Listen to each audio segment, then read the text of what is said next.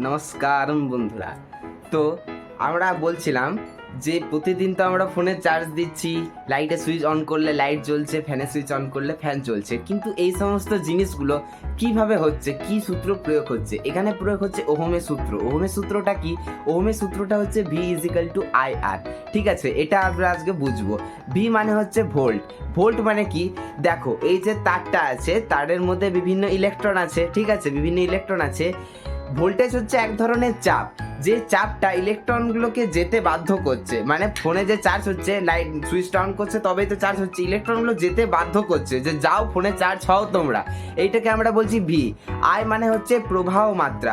প্রবাহ মাত্রা মানে এই যে ইলেকট্রনগুলো যাচ্ছে, এই ইলেকট্রন যাওয়াটাকে আমরা বলছি প্রবাহ মাত্রা আই। আর রোধ কি? রোধ হচ্ছে যে বাধাটা দিচ্ছে। মানে ধরে নাও এই যে ইলেকট্রনগুলো প্রবাহিত হচ্ছে, তো প্রবাহিত হতে কোনো যদি বাধা দিই, মানে এই দেখো তারের যে তারটা আছে, তারের যে ইলেকট্রন যেতে যেতেও তো একটা তোমার তারের সাথে ঘর্ষণ করছে, একটা বাধার সৃষ্টি হতে পারে। বা অনেক সময় দেখবে এই যে তাপ উৎপন্ন হচ্ছে, ঠিক আছে, অনেক সময় তারটা গরম হয়ে গেছে, তারটা পুরো গরম হয়ে গেছে, তার ফলেও কিন্তু ইলেকট্রন কিন্তু কম যেতে পারে।